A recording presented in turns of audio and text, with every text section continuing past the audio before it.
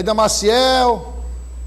Edna Maciel, você já pensou em fazer tricô, não? Você já pensou em começar? Olha, a gente não pode contar as coisas não, mas eu tô perguntando a ela um negócio. Eu não te conto mais nada. O Eliezer, por exemplo... O João que disse de brincadeira, não foi você não, João, o meu João. Eu tô sorrindo aqui, cara. O Eliezer é jovem, o Eliezer é o mais jovem de todos aqui, é o Eliezer, entendeu? Se de repente o Eliezer, sei lá, resolvesse pintar, fazer quadro, resolvesse... É um hobby, um negócio normal, passatempo, que é um problema. O que tem fazer tricô é porque as pessoas aliam tricô à velhice, isso aí, cuidado, olha o etarismo, viu, João Marcos? Mas, meu Deus do céu, João Magalhães e Eliezer Rodrigues, por favor, me socorram aqui. Vocês notaram algum tipo de sarcasmo na minha pergunta? Não, apenas perguntei se ela já pensou um dia em começar a fazer tricô. Qual o problema, Eliezer? Imagina, só porque eu vou fazer 6.0 em agosto com muito orgulho. Ela mesmo que diz, tá vendo aí? Olha pra mim, olha vê se você me dá aí. ao menos 4.5. Verdade. Que isso, bobagem. Uma escadinha, né? Você já vê o Eliezer, o João e... Tu. Bem-vindo todos, muito obrigado. Aí da Maciel também. Tá. Nós vamos começar. E aí eu estava falando desse assunto com o João Magalhães, agora. Porque nós tivemos o período mais, digamos, crítico da pandemia. Gente, sem o SUS, o desastre era pior. Se não existisse o Sistema Único de Saúde, este país tinha, sabe, mais de 700 mil mortos, eu não sei nem quanto é que a gente chegaria. Eu não tenho nem ideia, sem o SUS. Isso eu estou falando de morte, sem contar o sofrimento das pessoas. Né? É o primeiro ponto. Só que o sistema foi muito saturado, né? Na pandemia, foi muito... E precisa fazer correções, realmente. É um sistema que... Você vê que é um sistema tão complexo, você às vezes tenta implementar, até hoje não conseguiram, né? Se eu não estiver enganado, era o Obamacare, né? Que ele foi discutido e tal. Mas aí, quando chega no Congresso, meu amigo, e fala assim, valores... Engraçado, né? O país que gasta bilhões em guerra, não quer gastar milhões no sistema de saúde para os mais pobres. Enfim, mas lá eles se resolvam por lá. O que eu quero dizer é o seguinte: o governador Rafael Fonteles disse, ainda em campanha, que queria criar um modelo novo de integração, de rapidez, não é? E padronizar o atendimento na saúde pública do Piauí, na rede estadual. E aí com rede municipal e federal. E esse primeiro passo foi dado hoje. O governador inaugurou em Piripiri o Centro de Telesaúde. E é importante. Eu fui olhar o projeto, realmente, fui olhar os deputados, eu fiquei muito empolgado. Porque, primeiro, já há uma integração, né? O governo federal, o governo estadual, o governo municipal. Os dados são, né, olhados ali. Aí tem padronização de atendimento, equipamentos, realização de exames. O governador conversou sobre o assunto, a gente vai acompanhar e depois volta para comentar. É a telesaúde de maneira integrada, completa, no município inteiro de Piripiri, que vai servir de exemplo para os outros municípios e para o Brasil. Que a gente conseguiu integrar os sistemas municipal, estadual e federal, com a possibilidade de 8 especialidades médicas em cada uma das 31 UBS, com a possibilidade de exames de eletrocardiograma, somente em caso de infarto, que é a principal causa de morte no Brasil, na própria UBS, podendo o enfermeiro de plantão, o técnico de enfermagem, ou o médico que estiver lá no momento, aplicar a medicação correta para evitar o falecimento de um eventual paciente infartado. Isso integrado com o Hospital Regional Chagas Rodrigues, integrado com a Policlínica, que tem a central de exames também no polo de Piripiri, de sorte que a maioria dos procedimentos médicos poderá ser feito de maneira muito mais rápida, próximo da população, e isso obviamente vai facilitar o atendimento daqueles que realmente têm necessidade de se internar, de fazer uma cirurgia eletiva, que seja um tratamento mais complexo. E, sobretudo, vai diminuir os custos do tratamento de saúde no interior do estado do Piauí a partir desse procedimento. Aí o governador fez um resumo do que é o projeto, mas é um projeto muito mais amplo. Aí nós temos, aí nesse caso, Piripiri, regional, que aí você pode comparar mais ou menos assim, eu estou falando de regional, né? Com Valença, Campo Maior, Parnaíba, Oeiras, E aí, as cidades menores, outro ponto. Mas é a integração, a padronização, a rapidez. Então, se tem que se deslocar para um outro município, não é aquela coisa cega, né? Digamos assim, está em Corrente, manda para Teresina. Não! Já sabe que numa cidade ali mais próxima de Corrente tem aquele equipamento, manda para lá, volta, o resultado é enviado imediatamente, porque é tudo integrado, aliás. Eu li e fiquei muito empolgado, porque eu considero o início de uma mudança drástica e profunda. Com certeza. Boa tarde, Douglas, aos colegas e telespectadores. O próprio SUS carrega no seu nome essa proposta, é o Sistema Único de Saúde. Então, é aplicar essa ideia no estado do Piauí, com mais tecnologia, com mais efetividade. Não dá para imaginar que um hospital, uma unidade não se comunica com a outra. Não dá para imaginar que se um paciente chegar em determinado local em busca de atendimento, lá não vai ter o histórico dele, não vai ser reconhecido pelo sistema que vinha fazendo o seu tratamento de saúde. Então, todas essas questões precisam ser pensadas. E isso é estratégico para as cidades polo, essas cidades que são as maiores ou mais movimentadas e desenvolvidas dentro dos territórios de desenvolvimento do estado do Piauí. Em cada território, em cada uma dessas 12 regiões, deve haver pelo menos um polo para garantir essa centralização dos atendimentos naquela região, claro, para atender melhor a população e evitar esse excesso de transferência de pacientes para a capital Teresina.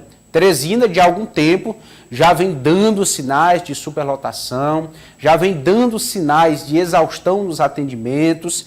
Então, é natural que não só as consultas, mas exames, procedimentos de média e alta complexidade sejam levados de forma permanente para o interior do estado do Piauí. Então, o governador Rafael abraça esse desafio e começa a entregar os primeiros resultados.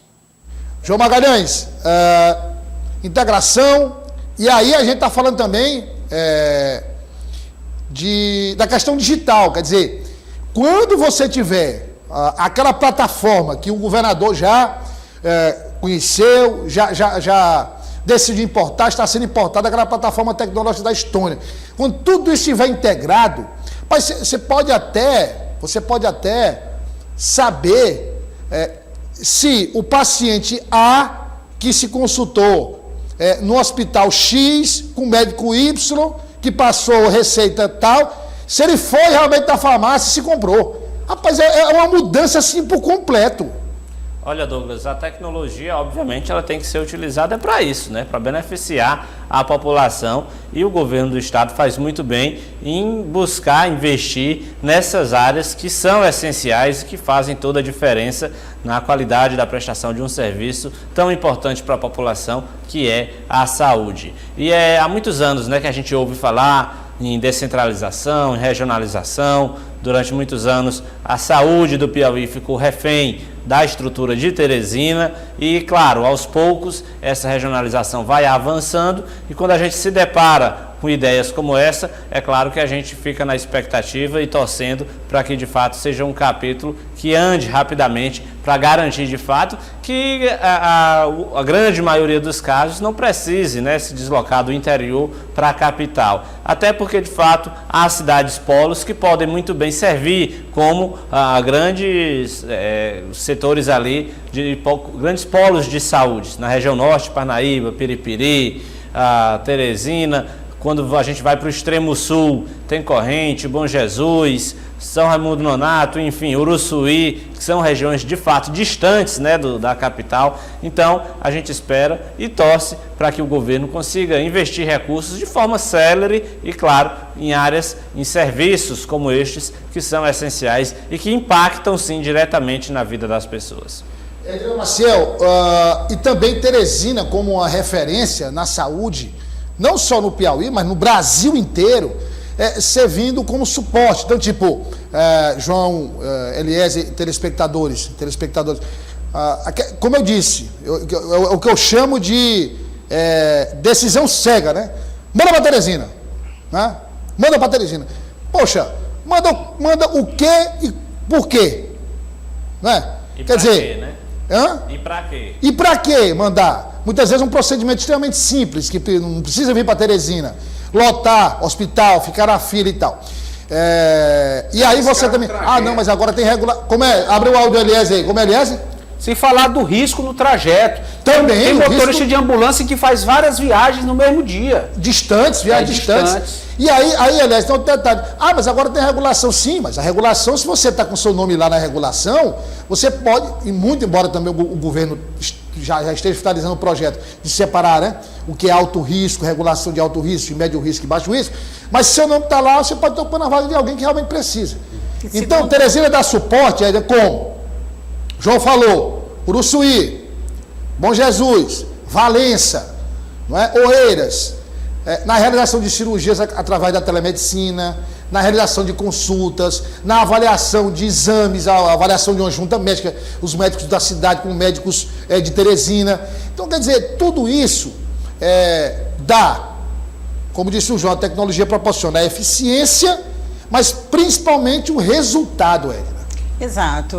Segundo a Organização Mundial de Saúde, nós, brasileiros, no combate, no tratamento pelo SUS, já antes mesmo da telemedicina, éramos considerados primeiro lugar, né, em tratamentos como tuberculose, AIDS. Então, hoje, com a telemedicina e com os outros atendimentos aprimorados, utilizando a alta tecnologia, o meio digital, enfim, só vem a aprimorar esse serviço do SUS. E no nosso caso aqui, como vocês disseram, pontuo e assino embaixo de que precisa se descentralizar e de tirar a demanda grande, trazendo só para Teresina. O projeto realmente é um projeto ambicioso, é um projeto grande, é mesmo de você ficar empolgado, como você disse, funcionando, Douglas, dessa maneira, porque a gente sabe que nós precisamos de bons equipamentos, boa internet, isso tudo já está garantido, os recursos aí são recursos, o investimento é um investimento alto, então esse é um projeto que tem tudo para aprimorar ainda mais, né, o atendimento ao SUS, ser referência do país e continuar servindo de exemplo para outros países. E terminar com isso, como vocês disseram já e já pontuaram, todos os prejuízos que existem quando a gente nem diagnosticou direito e já está mandando para Teresina, né? Nem vê se na região tem aquele atendimento ou se é identificado. Às vezes, os próprios parentes, os próprios familiares, amigos, acabam agindo de impulso e trazendo logo a pessoa para a capital piauiense. Então, tendo essa possibilidade, o canal da telemedicina, a telesaúde, tudo tende a melhorar. Olha, vamos aguardar aí a evolução desse projeto para acompanhar, né? Inclusive informando, porque até de interesse público, da população mesmo, para saber como é que é o desenho do projeto, como é que tem que fazer, como é que tem que agir. O deputado Wilson Brandão, do Progressistas, deputado estadual, avalia que a oposição tem grandes chances de vencer a disputa pela Prefeitura de Teresina em 2024. Acompanhe. Nós temos o Dr. Silvio Mendes, grande prefeito, bem avaliado, ganhou eleição aqui em Teresina para governador do estado. A deputada Bárbara tem uma referência do pai, que foi um grande gestor por 4 mandatos em Teresina. Temos o ex-prefeito Joel Rodrigues e outros nomes também despontam, o ex-senador Elmano Ferro, que despontam também como candidatos que aparecem na pesquisa. E o que nós queremos ao fim desse processo é exatamente unificar o nome da oposição para que a gente possa ir para o embate com chances de vitória. O que nós queremos é exatamente buscar esse entendimento para que a gente possa então fazer da oposição um discurso único, uníssono, que possa chegar aos eleitores da capital. Então, acredito que todos ficarão na oposição e irá disputar com chance de vitória, porque as pesquisas dizem, as qualitativas e quantitativas, que a oposição tem grande chance de vitória na capital. Falava até desse assunto com o Eliezer no início do jornal, né? E aí eu vou começar com o João. João, tá aquela coisa, o Eliezer avaliava Parnaíba, fazia uma análise do Senado de Parnaíba, dos vários nomes, muitos nomes da base do governo, o prefeito Monsanto até agora não falou em nome nenhum, mas é uma gestão muito bem aprovada, com um índice de aprovação altíssimo. Então, quer dizer, quem Monsanto abençoar ali, botar a mão, acabou. Tem chance de... Não podemos considerar Zé Hamilton, uma força política fortíssima também para Parnaíba. Agora aqui em Teresina, eu ainda estou achando, viu, João, o negócio ainda meio, sabe, tipo, você tem... Porque, gente, olha, de situação só tem uma candidatura. Situação só tem uma. Todo mundo é oposição, tecnicamente falando, né? Todo mundo é oposição. Mas tem segmentos de oposição. Eu ainda não vejo ali, a não ser o que é obrigatório por lei no caso das federações, eu vejo todo mundo falando, mas não vejo ainda sinais reais, João, de aproximação. Olha, Douglas, o cenário é muito aberto. Isso ocorre porque, de fato, não existe hoje nenhum nome na oposição que consiga se apresentar como aquele líder que tem apoio popular e condições de já se articular politicamente, reunir em torno de seu nome um grupo de 8, 10 partidos. Quando a gente olha, obviamente, para a oposição, é claro que tem um nome que se sobressai diante dos outros, que é, obviamente, do ex-prefeito Silvio Mendes. Qualquer pesquisa que for realizada, é claro que ele vai liderar as intenções de voto, porque, de fato, é um nome que o eleitor teresinense se identifica e reconhece. No entanto, até mesmo Silvio Mendes não reúne em torno de si aquela capacidade hoje de atrair 8, 10, 12 partidos. Portanto, na oposição não há um nome sequer que consiga ter apoio popular,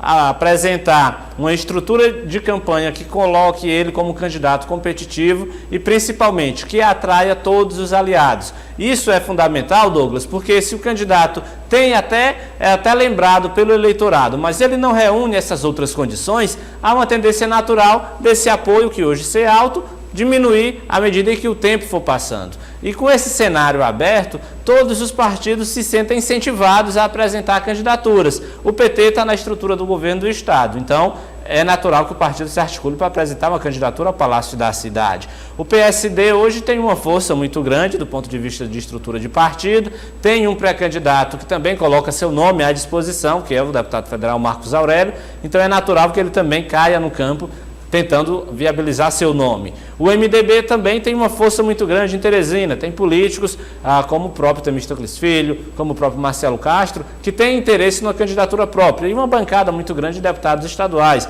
Então eu já falei aí, PT, PSD, MDB, e claro, tem vários outros partidos que podem também, se sentem hoje incentivados em costurar alianças para tentar apresentar uma candidatura competitiva. Então, o cenário hoje é muito aberto, a gente está há mais de um ano das eleições. A candidatura de situação, como você fala, de fato, só existe uma, e o doutor Pessoa com certeza reconhece a necessidade de acertar o passo para tentar ganhar popularidade, porque, é claro, é um candidato forte, porque se você está na estrutura da Prefeitura de Teresina, não pode ser desprezado, você é um candidato forte. Na oposição, obviamente, há uma grande quantidade de pré-candidatos, e essa grande quantidade só existe porque, de fato, não tem um nome que prevalece sobre todos os outros. E não basta reunir apenas hoje apoio popular. Além de ser um nome que a população simpatize, tem que ter também condições de reunir em torno de si um grande grupo de partidos políticos e, claro, ter estrutura de campanha, e eu estou falando estrutura financeira, enfim, que deixe a candidatura competitiva, para não correr o risco de desidratar lá no final. Às vezes o cidadão é o melhor candidato para agora, mas na medida que o tempo vai passando, como ele não reúne essas condições de articulação, acaba perdendo esse apoio e definhando ao longo do tempo.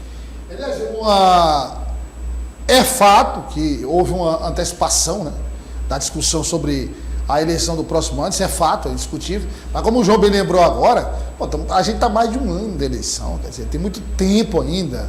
Como as situações mudam muito rapidamente na política, definir algo agora pode não se concretizar daqui a 3, 4 meses, 5 meses, ou aproximando-se do período de definição em termos de calendário das candidaturas, né? Quer dizer, é algo realmente muito aberto mesmo, e o que hoje aponta para um lado, daqui a um tempo pode apontar para outro completamente diferente. Nesta fase, os pré-candidatos, os nomes que estão sendo colocados, querem visibilidade. se apresentam como pré-candidatos no cenário para estarem sendo ventilados perante a opinião pública. Então, aquele que conseguir capitalizar melhor, ser avaliado de uma forma mais positiva, tende a lá na frente, né, se consolidar como um candidato mais competitivo.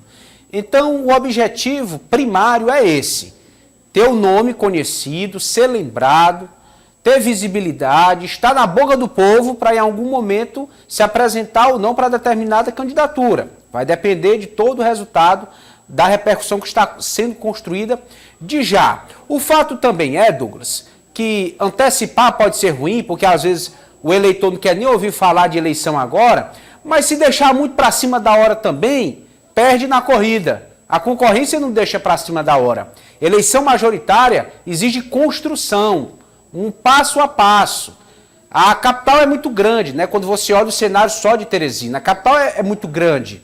Quantos bairros, quantas localidades, qual o público que precisa ser atingido com a mensagem, enfim, não dá para deixar também para cima da hora. O fato é tentar estabelecer um equilíbrio nessa relação de tempo, qual o melhor momento, mas quem é pré-candidato de verdade não abre mão de estar já nos debates públicos.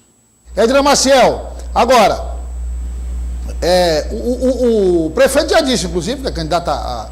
Quer dizer, também pode, enfim, sei lá, a gente fica pensando aqui nas possibilidades, mas é natural que ele está na cadeira, que ele busca a reeleição, isso é natural, é natural. Agora, a oposição, o que nós temos aí de oposição, né? Assim, falando no sentido robusto mesmo. A federação, né, PT, PV e PCdoB, né?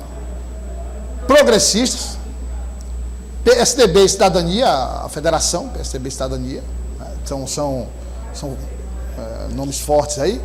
Aí vem PDT, aí vem também MDB e PSD, assim, vão integrar a base do governador Rafael Fondella, ou se vão lançar candidatos, ou se vão dar os dois juntos, porque fala-se também na possibilidade de uma aproximação entre MDB e PSD, por conta de Marcos Aurélio, deputado federal. Os cenários são tantos, Zé, que até a gente se confunde às vezes quando vai falar, imagina o eleitor, né? Não é? E o deputado falou aí da união dos partidos, União Brasil, Progressistas, PSDB, e aí foram até lançados alguns nomes já aí para o deputado dizer se realmente esses seriam, se esse seria um nome uníssono, como ele diz, né? Que eu acho difícil, embora tenha tanto tempo ainda para trabalhar esse nome, e como vocês bem disseram aí, o desgaste pode acontecer também, né? Existem os prós e os contras de você apresentar um nome com bastante antecedência, mesmo a gente sabendo que está todo mundo correndo atrás aí nesse um ano de forma firme para fortalecer o seu nome. E o deputado foi até perguntado sobre o nome de Bárbara Firmino, que ele disse que esse não é o momento, né, de se falar em um candidato, em preferências pessoais, né, que nesse momento o que deve ocorrer é realmente essa união, essa discussão. Primeiro tentar, passo a passo, como os colegas disseram aí, né? Primeiro é tentar aglutinar esses partidos, mesmo estando, entre aspas, sendo oposição e outra situação, a gente sabe que dependendo da base, dependendo do que for conversado também com as lideranças do interior, sempre tem um ou outro candidato que, mesmo estando no partido, mesmo estando na aliança, pode apoiar o candidato oposto. Então, assim, primeiro tem que se organizar, firmar realmente essa união de partidos, ver quem é oposição de verdade e situação. E depois a discussão em torno de um nome só. Então, creio que o deputado é prudente, está sendo nesse momento que é o momento certo, e nós certamente estaremos acompanhando aí se esse nome ou outro surgirá em torno dessa aliança de oposição, né, definindo-se o que é oposição. Edna Maciel, obrigado João Magalhães, obrigado Eliezer Rodrigues. Obrigada a você. Amanhã, logo cedo, 6 horas da manhã, começa o balanço, o comando geral. O comando geral na trincheira da informação. O Eliezer acorda cedo, os olhos miúdos, mas é isso mesmo, tem que acordar cedo Mas aí é o seguinte, participação popular na FM O Dia até as 7. De 7 às 8, né, Eliezer? Continua na FM O Dia, mas também na O Dia TV. Na O Dia TV. Quem é que tá lá? Bora só apresentar aqui para convidar. Eliezer Rodrigues, Magela Lima, Magela Lima, Chico Gomes Chico Gomes. e equipe. O Chico Gomes tá mais calmo esse dia? Peso, menino. Não, ali é daquele jeito mesmo, ali é normal, ali ele não tá alterado. Não, ali não é alteração, o normal do Chico Gomes, ali é diferente. É o normal E todas as quartas-feiras nós vamos ter a presença do professor Sérgio Mendes, no quadro Sim. Fala Professor, de 6h30 às 7h. Toda quarta, então, hein? Toda quarta-feira. E aí o jornalismo da FM O Dia continua às 11h40, com o Jornal O Dia no Ar, comigo e com toda a equipe do Sistema O Dia de Comunicação. O jornalismo da FM O Dia 92,7. Um grande abraço a todos, muito obrigado pela audiência. A gente volta amanhã, a partir da 1 da tarde, logo após o Rota do Dia.